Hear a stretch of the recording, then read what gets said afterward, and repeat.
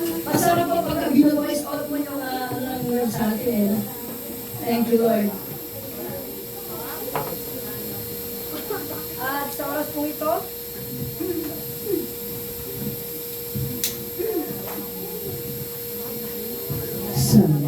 sa oras po ito ay handa natin ang ating mga puso para po minsan pa mapagpala sa buhay at makapangyarihan ng salita ng Diyos. Handa na po ba lahat? Amen! Handa na po ba lahat? Amen! Dito po sa gitna, handa na po ba lahat? Amen! Dito po sa tagiliran, handa na po ba lahat? Amen! Tatatliran ka. Hindi nakikinig sa atin. Amen. So, sa oras po ito ay buksan natin ang ating mga puso. Minsan pa sa pakikinig ng salita ng Diyos. Nanang ko po ang ating nagapagturo, si Pastor Reverend Herbert Caballero. Palakpakan natin Panginoon sa kanyang buhay. Hello po, okay po ba kayo? Okay pa? Alam niyo po, may schoolmate po kami dati nagkwento na meron silang church member na taga San Jose, Batangas, na tuwing dadalo ng gawain, laging nakasanglas. Laging nakasanglas. Ikaw na magpindot. Alam niyo kung bakit? Oo, para pag nakakatulog, hindi... Kaya pala. Wala naman po nakasanglas dito, ano po. Hindi mo namin na. Alam niyo po, isang gabi, nagtataka sila, uwi ka na, hindi pa na tayo. Binangungot po. O ginising po nila, hindi na talaga magising. Kaya wag ko kayo matutulog. Ibalik kung kasama natin si Pablo, nakakatulog kayo, pwede kayong Mabuhay. mabuhay ulit. Kapag wala ko si Pablo, ano po. Ngayon, burihin ng Panginoon sa kanyang kabutihan. Ayun o, yung Pablo. Puro humility po yung topic natin mula kaninang umaga. And one of the ways to show humility is through servanthood. Amen po ba? May papakita mo na humble ka talaga if you are willing to serve. So, this is our title for this message, Leading Through Serving. Lahat ng gifts, lahat ng calling, it is designed to give service. Kahit anong gift yan, kahit pa sabihing leading, ang intention po niyan ay maglingkod. Mahalaga na alam natin ang kalikasan ng pagiging tagapaglingkod. At sobrang nga pong nakakahiya sa Panginoon kung wala tayong servanthood. So, ang title po talaga niyan ay servant leadership. Pero ginawa ko pong leading through serving. Okay, tingnan po natin yung ating introduction. Sabi po, servant leadership is precisely what its name implies. A distinct model in which the leader's primary aim is to serve others and facilitate their growth. Pag sinabing paglilingkod, hindi ito nag-iisip ng tungkol sa sarili. Ang iniisip nito yung kapakanan ng iba. Laging ganon. Hindi mo unahin yung sarili mo. Ang sabi nga sa Biblia, huwag mong ituring ang sarili mo na higit na dakila kaysa iba. Hindi kailangan na mas dakila yung tingin natin sa sarili natin dahil tayo po ay tinawag. Hindi upang Panginoon, kundi maglingkod. So our text will be based from John 13 to 15. At pwede po ba na tayo ay magsitayo bilang pagbibigay galang sa salita ng Panginoon? John chapter 13, verses 13 to 15. Read, begin. You call me teacher and Lord, and rightly so, for that is what I am. Now that I, your Lord and teacher, have washed your feet, you also should wash one's another feet. I have set you an example that you should do as I have done for you. Kalpin mo na lang yun. Aming Diyos, salamat muli sa opportunity na makapaglingkod. Salamat Panginoon sa buhay ng mga kapatid na kasama ngayon. Turuan mo kami ng iyong pamamaraan, Panginoon. turuan mo kami ng tamang paglilingkod.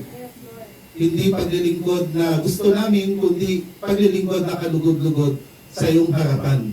Salamat po aming Diyos dahil ang maging kabahagi ng katawan ng isang pribilehyo, ngunit ito ay may kalakip na responsibilidad at ito ay ang katapatan at pagmamahal, Panginoon, sa aming mga kasama.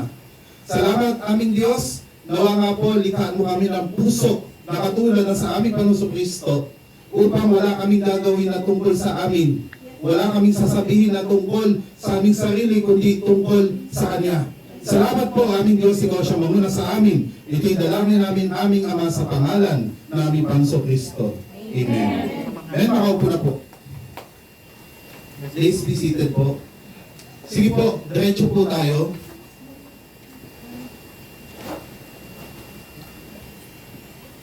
Alam niyo po, ito pong teksto natin, meron siyang background. Si Mano. So, makikita po natin dito, it is parallel to Luke 22:24. Noong ginawa ni Jesus Christ yung foot washing, yung po mga disciples po ay nag-argue who was the greatest. Sino pinakadakila sa kanila? Titingnan po natin bakit nagkaroon sila ng ganyang kaisipan. Kasi po may mga nangyari nung una. Tingnan po natin yung development. Yung slide ano po. Pakilipat yung slide. Okay, salamat. Okay, yung text po natin. Ang sabi sa Luke 22:24, a dispute also arose among them as to which of them was considered to be greatest. Alam niyo po, kalikasan mo talaga ng tao na gusto ma-recognize. Na gusto mo na mapansin yung existence mo sa isang lugar o sa isang grupo, hindi ho yun masama. Basta hindi ka magiging palalo. Ang mahirap yung parang iniisip mo na ikay pangunahin kaysa iba. Na sa totoo, wala naman talagang pangunahin sa atin, kundi si Lord lang. Sabi nga ni Gary V, the way to get up is to get down. Kanta po yun eh. Ayun po, the way to get up is to get down. Tingnan po natin yung development. Yan po kasi yun. Development of events to the main text. Nag-start talaga yan doon sa rich young man. Alam niyo yung kwento. Nagtanong siya paano magkamit ng buhay na walang hanggan. Ang sabi ng Panginoon, hindi sundin mo ang ginagawa, ang sinasabi ng kautusan. Ang sabi nung binata, nagawa ko na po yan mula nung pagkabata ko. Ang sabi, ipamigay mo ang lahat ng meron ka at sumunod ka sa akin. Anong ginawa nung binata? Umuwing? Laylay? Ano pa? Malungkot siya. Bakit po? Dahil siya po'y napakayaman. Hindi niya kayang i-give up yung meron siya. Bilang pagsunod kay Lord. Kaya ang sabi ng Panginoon, mas madaling pumasok ang kamelyo sa butas ng karayom kaysa isang mayaman na maligtas. Alam niyo sabi ni Pedro, pero kami, Panginoon, iniwan namin lahat ng dahil sa iyo. Ako naisip ko, di ba pwede naman sabihin ni Lord, mas malaki iniwan ko kaysa iniwan niyo. Pero ang sinabi ni Lord ganito, ang sino mang mag-iwan ng mga pamilya, ng mga lupain, ng mga pinanggalingan na dahil sa akin ay tatanggap ng gantimpala. Tumanim sa isip nila yun, tatanggap ng gantimpala. Tapos, habang nasa isip nila na sila pagpapalain, nasabi pa ni Lord na darating ang time, silang 12 hahatulan nila ang Israel. They will sit on 12 thrones. Hindi na nawala sa kanila yung idea ng paghari na sila ay tatanggap ng gantimpala, sila ay upo sa trono, tapos nasundan pa ito ng transfiguration. Yung tatlong disciples, si Peter, James, and John. May nasaksihan sila na talagang kahanga-hanga. Nakita nila si Moses and Elijah at si Jesus Christ. Pagkatapos po nun, dahil nga pinag-uusapan nila yung who is the greatest, dumating pa yung time na yung mother ni James and John nag-request, sunod-sunod po yan eh. Nag-request na, Lord, pwede ba yung isang anak ko sa kanan mo, yung isa sa kaliwa? At nagalit yung mga disciples. Kasi naunahan sila, gusto rin nila doon sa mga posisyon na yun. Kaya po dumating doon sa argument na who is the greatest. Dala nila yun hanggang sa kapag basahin niyo po, 3 times nang binanggit ni Christ about sa kanyang kamatayan, walang nakapansin kahit isa. 3 times na, pangatlong beses, binanggit niya na siya ay magbabata ng hirap, pero wala silang naisip, hindi nila napansin, kasi yung isip nila ay punong-puno na who is the greatest. Kaya habang nagtatalo-talo, kinuha niya yung bag siya. Naglagay siya ng tuwalya at hinugasan niya yung paa ng mga alagad. Para turuan sila ng isang aral na kailan may hindi na nila malilimutan. Kung paano ang ibig sabihin ng pagiging dakila. Na ang pagiging dakila ay pagiging lingkod ng lahat. Ito po ang pag-aaralan natin ngayong tanghali. I'd like to share to you 3 distinguishing characteristics of servant leadership. Ito po kasi talaga yung model ng ministry ng mga believers.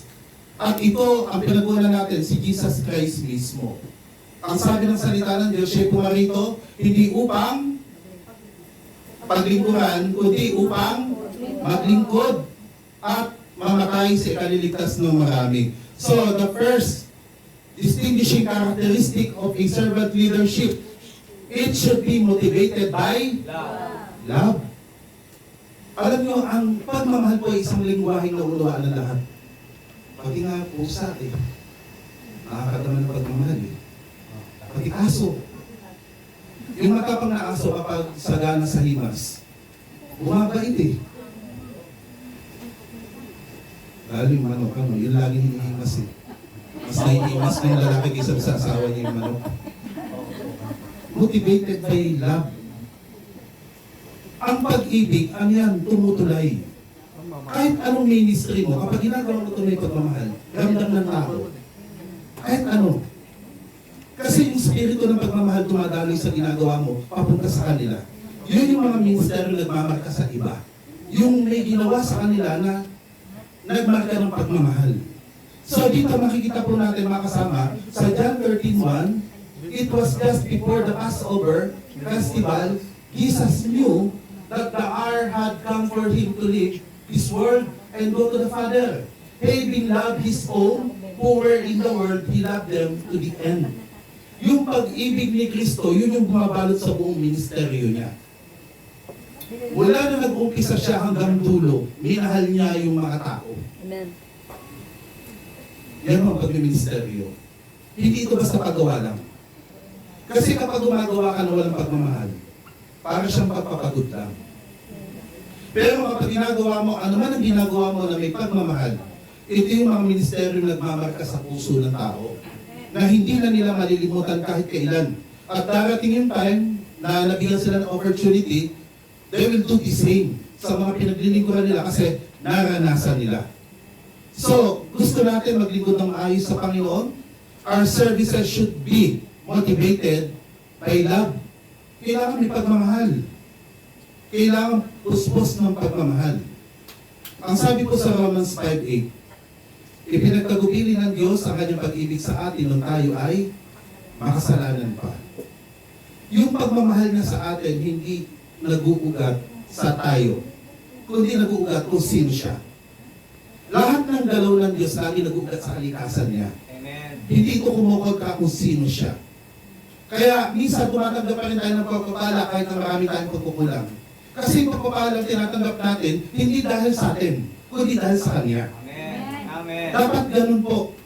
At kapag naunawaan niyo po kung paano kayo minahal, hindi mo imposibleng magmahal ng iba. Naranasan mo kung paano ka pinatawad, hindi mo yung patawad sa iba. Kasi yung katangian na yun, hindi galing sa iyo Galing sa Diyos, dumadaloy sa iyo, papunta sa kanila. Ayan ho, yan ho yung tinatawag na servant leadership. You are leader, pero you are willing to serve. Yung ministry mo, yan man ay administration, nakadesenyo na maglilingkod. Magsisilbi sa kapatid. At ang mission naman nila, magsisilbi sa iyo. Lahat tayo magsisilbi sa isa't isa. So, ayan po, it should be motivated by love. Kasunod po, ang sabi po, he loved them to the end. This is the Greek word telos, which means an accomplished purpose.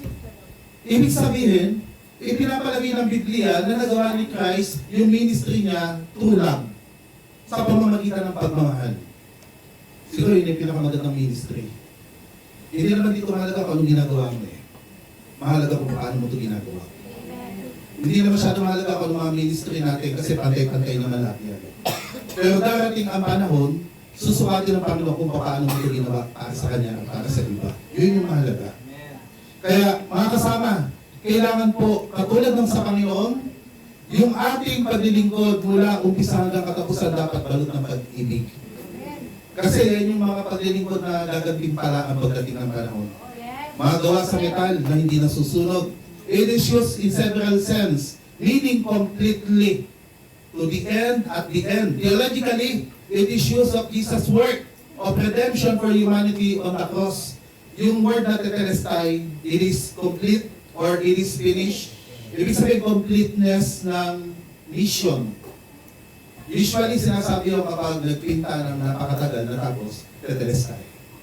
O kaya nag-okay ng napakahirap, inabot ng ilang linggo, natapos niya, tetelestai. It is finished. Ibig sabihin po nun, nagawa ni Christ na maipadama sa mga disciples yung kanyang pagmamahal mula umpisa hanggang katapusan.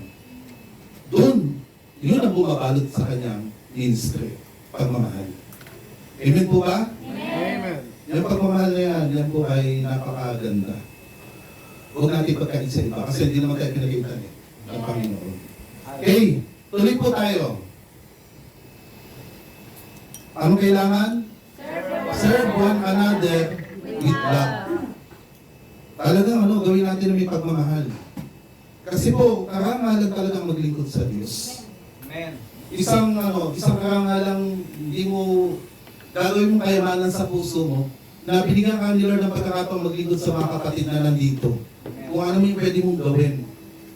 Sabi nga, yung word ng Philadelphia, compound word po yan eh. Ano po yan?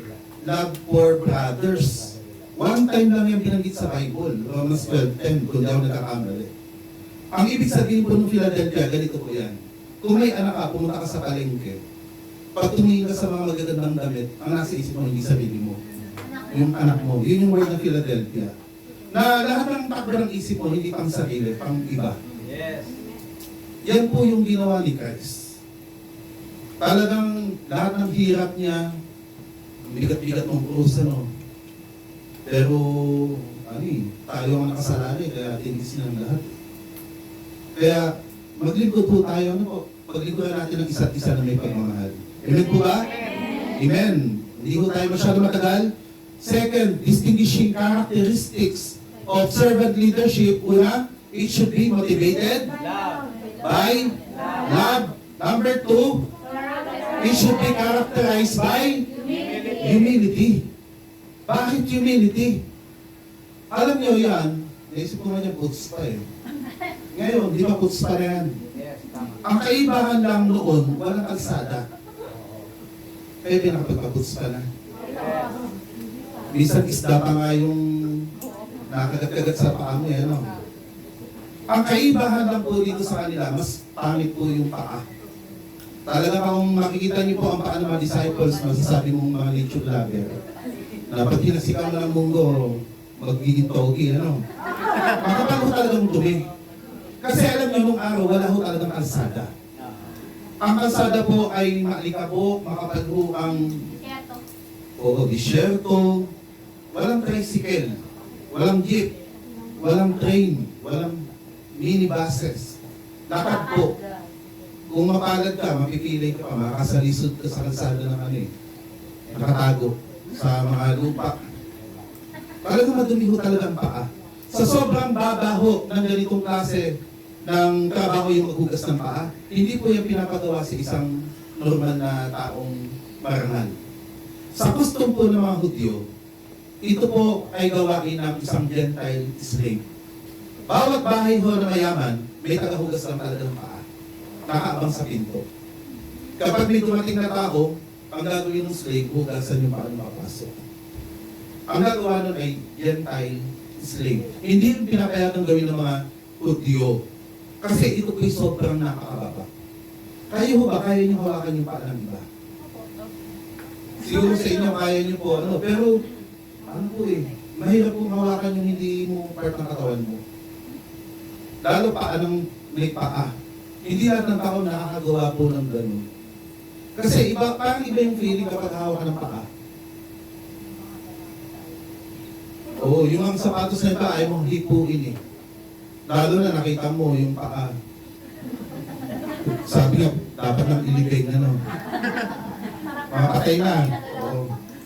Pero, ginawa ni Christ, habang natatalo-talo sila kung sino ang pinakadakila, kumuha na siya ng parang batya ng itubig sa katawid, tinugasan niya paano makalala. Tinugasan niya. Isang gawain ng hindi marangal na tao, ng isang taong napakababa na kalagayan. Yun yung huling lesson na ibinigay niya sa kanyang mga alagad. Yung sila ay mag-imburan sa isa't isa. Ang daming lesson eh. Itinuro, kaso itong mga alagad, di yata natututo talaga. Pero yun yung 3 beses na siya nagsabi tungkol sa kanyang kamatayan, walang nakapansin kahit isa. Ang naisip nila sino pinakadakila.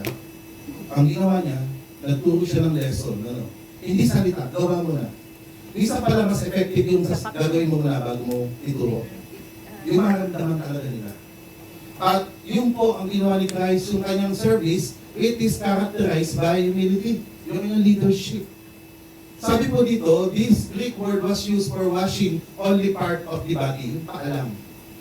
The word in John 13:10 was used for an entire bath. Foot washing was a duty of a slave.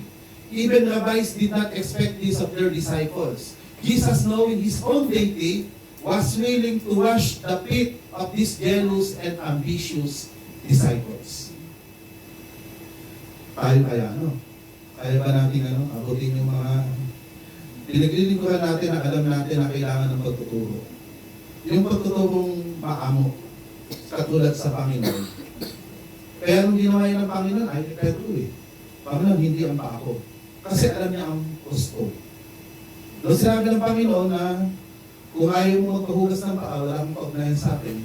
Nasobra naman, gusto na magpapaligo. Kay Lord, paliguan mo ako. Sabi naman ni Pedro. Kaya mga kasama, mula nung first day natin kahapon, may lagi yung lesson sa atin ni Lord. Siguro meron talaga dapat tayong matutuhan sa convention na to. Meron siguro talagang ilalagay si Lord sa puso natin na gusto niya pag alis natin, tumanim talaga. Yung hindi ikaw kundi si Lord. Yung hindi tayo ang lilitaw, kundi siya yung lilitaw sa atin. So yan po yung background po niyan. Yung kanyang paglilingkod ni Jesus Christ, ito po yung nababalot ng pagmamahal at nakikita sa pamagitan ng kapakumbabaan. Amen. Grabe nga po nabanggit ni Pastor Abner yung quoted yan from Philippians chapter 2, yung humiliation of Christ. Yung nung naging tao siya, naging servant siya. Nabanggit din yung pangalawa nating speaker kanina. Kasi yung servant, dalawa po yan hard sa band. Yung band, wala yung sweldo. Yung hard, may sweldo po yan. Si Paul, ang tinutuloy niya sa rin niya, band servant siya. Kinuha yan doon sa idea ng mga aliping nasa ilalim ng barko, yung nagsasagwan, yung may tugtog. Di ba may tinatawag na dragon boat, yung sa Philippines, lumalaban sa karera? Doon yung galing, noon wala nang makina ang mga barko, kundi sinasagwan talaga. Mga nakakadena yan sila. Tapos, bawat tugtog sabay-sabay ang pagsasagwan. Wala silang pang-sariling gusto na matutupad. Kung ano iniutos sa kanila, yun lang ang gagawin nila. Yan ang ibig sabihin ng band servant. So tuloy po natin. Okay, sabi po dito, in biblical times, travelers walk dusty roads in sandals, and the host instructed servants to wash and dry their guests' feet upon arrival. At the Last Supper, Jesus washed his disciples' feet, demonstrating humility, love, and servanthood. Despite being a revered teacher and leader, he willingly took on the role of a servant. So, mga kasama, ito yung kailangan natin gawin. Ano man ang ministry mo, it should be characterized by humility. And one of the ways to show it is through servanthood. Maglingkod tayo. Masaya. Kaya kami, personally, nag-bless talaga kami dito pagpunta po namin doon sa church. Talagang maaga-maaga, may dumadating na po doon pag-schedule. Ano po? Tulog pa yung titila na manok sa umaga. Dadating na yan. Tapos alis kami, pagbalik namin, nandun pa rin. Grabe yun, ano. Salamat sa Lord. Pagpalain po kayo ng Panginoon. Oh. Pero sabi nga nila, ano, kapag na-appreciate, ano, magsaya ka sa Panginoon, pero huwag kang malulunod. Ang hangarin niyo, hindi yung appreciation ng tao. Yung sasabihin ni Lord, yun yung totoong tayo.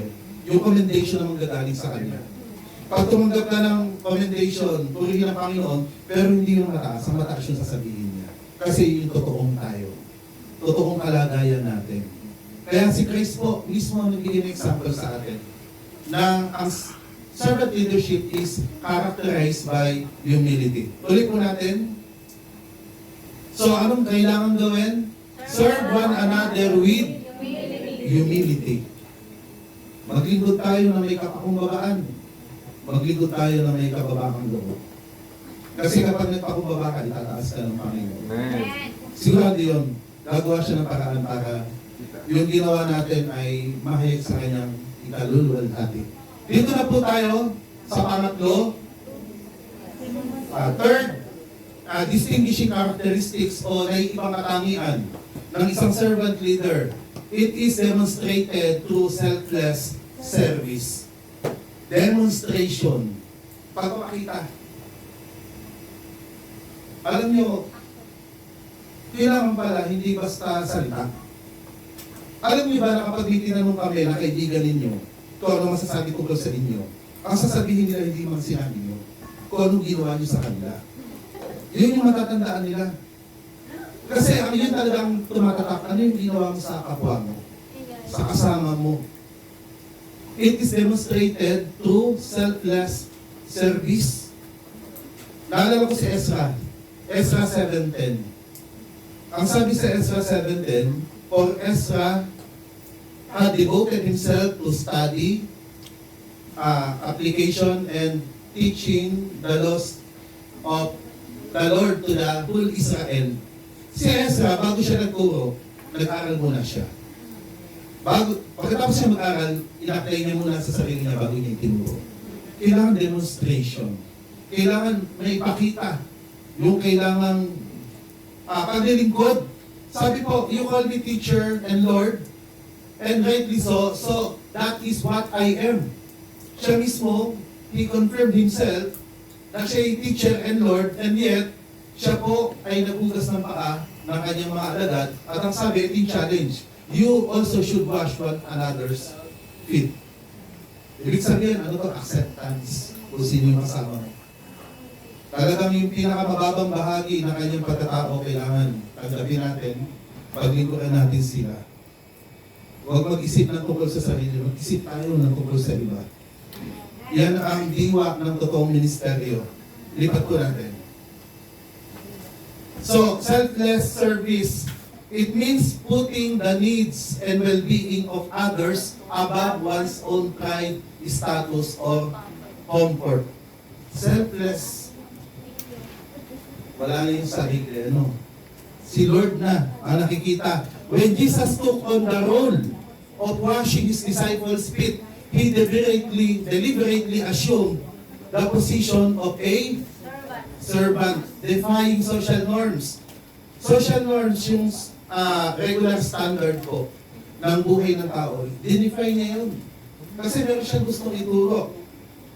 Rather than expecting others to serve Him, Jesus demonstrated that true greatness in God's kingdom is measured by a willingness to serve others. Yan yung greatness. Yan yung kadakilaan. Yan yung kalikasan ng paglilingkod na nakalulugod sa Panginoon. Okay po kayo? Yes po. Amen. Alalahanin niyo si tatay ng sunglass. Pagkain na antok. Oh. Ayan po. Grabe to, no? Salamat sa salita ng Panginoon na talaga lagi niyang ini-impart sa atin. Amen.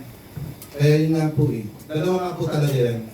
Kapag may igse, maganda sa kalooban. Kapag mahaba ang turo, ay kung hindi nakakalinis ng upuan, nakakantok. Yung iba naman, sabi nila, ang isip ay nasa simbahan, ang katawan, ang katawan nasa simbahan, ang isip nasa labahan. Labahan. Back to reality, di ba? Bukasan na back to reality. Okay, eto na po. Eto talaga. Provide a selfless service to the fellow believers. Selfless. Salamat sa Panginoon. Siguro gradually, natututuhan na po natin yung selfless service. At ito na po siguro yung embodiment ng humility. Servanthood. Kasi kapag naging servant, may servant heart ka kahit leader ka, humble ka talaga. Kasi yung humility mo, hindi sa bibig. Sa gawa, sa buhay. Okay, meron pa po ba? Wala na po. Wala na. Kung wala na, edi tapos na po. Sabi nga po ng estudyante ko, Sir, tama na itong sagot ko. Pag dinagdagan ko, baka lalong magkamali. Yung salamat sa mensahe ng salita ng Panginoon. Alam ko po, kayo ay punong-puno na ng mga teaching. Ang dulo ng bawat pag